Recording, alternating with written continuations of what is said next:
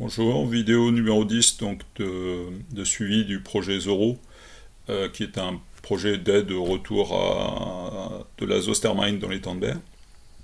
Zoro est un projet participatif qui a débuté en 2021. Alors le but de la présente vidéo, c'est de suivre le meilleur des sites. Il y a 3 sites qui ont bien réussi à la date de juillet 2024, et le site de la côte rocheuse d'Istres, celui de la présente vidéo, est le plus vieux et le plus étendu. Et le but, c'est de compter les tâches et les départs, les tâches étant des plantes grandes de à peu près, au moins un quart de mètre carré, donc 0,5 m sur 0,5 m. Et tout ce qui est plus petit est considéré comme un départ, en général vieux, de moins d'un an, que ce soit d'une graine qui a germé naturellement ou d'un rhizome qui a été planté récemment. Alors, comme vous avez déjà pu le voir à l'écran, à chaque tâche ou départ, on met un titre sur la vidéo, ce qui fait que on voit le nombre augmenter et on saura à combien on en est à la fin. Je profite aussi de cette vidéo pour indiquer ce qu'on voit d'autre qui est remarquable. Un peu les Osternènes, mais on n'y prête plus trop attention. Les moules, parce que bon, c'est un peu lié au projet Sergent Garcia qui est connexe au projet Zoro. Et un peu les pontes de Rapane, parce qu'elles sont très remarquables, et puis elles commencent à être très très nombreuses. Hein, ce gastéropode est clairement invasif et ça devient un problème, notamment pour le projet Sergent Garcia qui s'intéresse aux huîtres plates. Ce qu'on remarque sur le site de la côte rocheuse d'Istres, c'est que les austères marines restent dans l'ensemble très belles. Il n'y a pas tant d'algues ou de moules chinoises dessus, contrairement donc aux austères de Figrol ou de Saint-Chamin. C'est sans doute une des raisons pour lesquelles le site de la côte rocheuse d'Istres a plutôt mieux marché qu'ailleurs.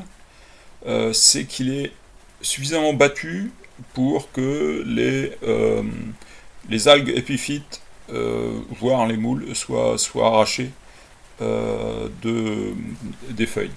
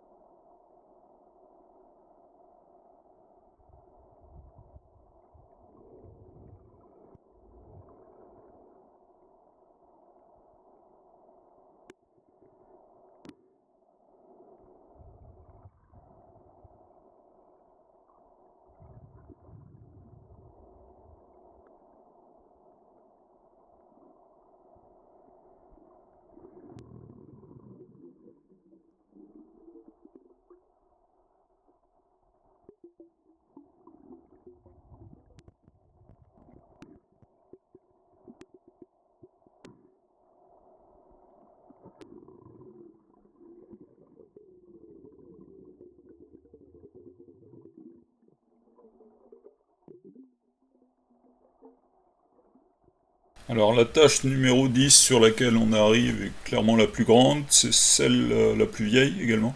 Elle a été plantée en 2019. Le projet Zoro n'avait pas officiellement commencé, mais C'est une des réussites qui a fait qu'on a obtenu l'autorisation.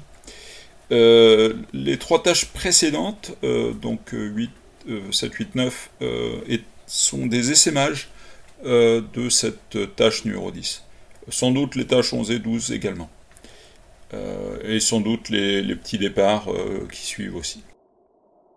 Alors, les tâches 11 et 12 sont difficiles à voir parce qu'elles euh, elles côtoient des Osternen, et donc la limite n'est pas très nette. Alors on part parfois d'herbiers mixtes. Moi je trouve que c'est plutôt un combat entre deux plantes qui se font pas de cadeaux. Alors les départs suivants sont mes préférés parce que clairement ils ont poussé sur des rochers et le rhizome passe clairement sous des moules provençales, et bon, petit à petit ça se développe, mais c'est lent, c'est difficile, mais ça marche quand même.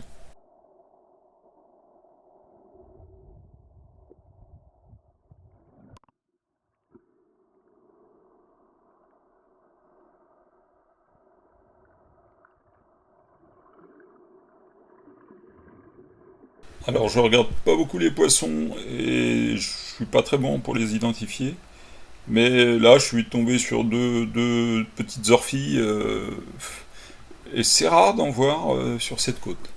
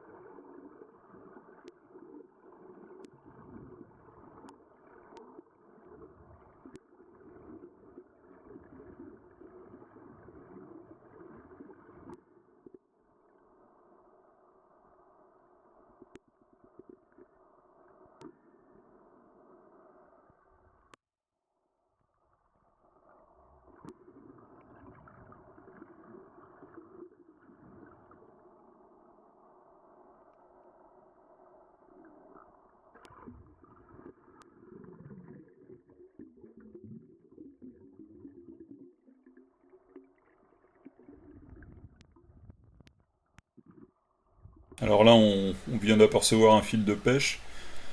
Il va me faire perdre le fil de ma plongée, si j'ose le dire, et donc j'ai pas retrouvé tout de suite la tâche enfin le départ que je cherchais. Donc c'est pour ça qu'on accélère un peu que j'ai accéléré la vidéo.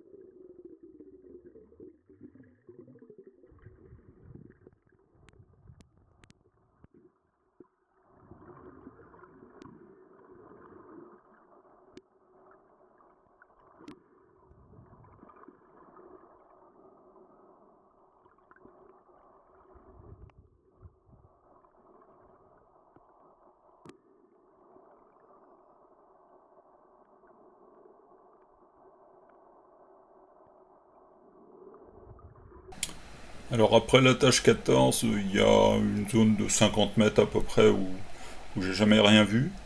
Enfin pas de Sostermarine. Donc on accélère évidemment la vidéo pour cette partie.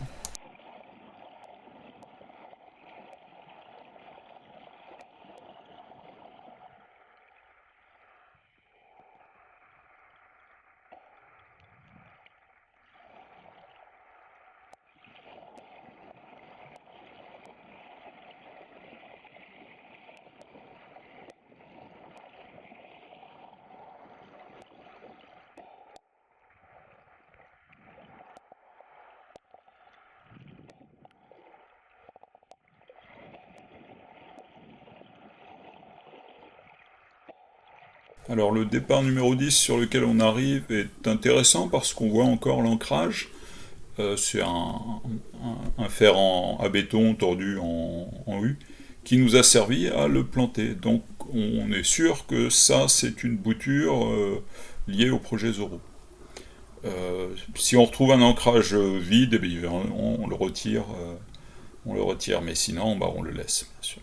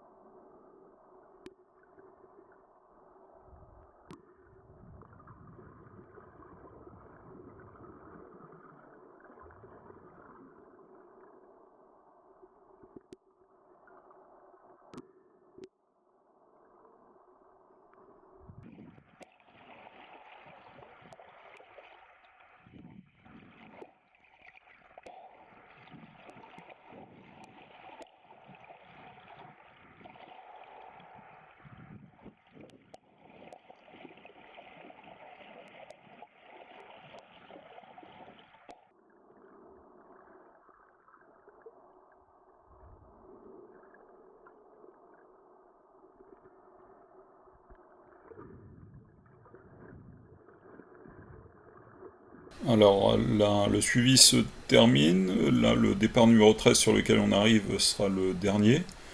Alors je plonge un peu pour essayer de voir si on voit un ancrage. Je pense qu'il y en a un, mais on ne le distingue pas. Bon, et la plongée se termine et on voit bien la centrale de Saint-Chamard. On est toujours sur les 30 berres.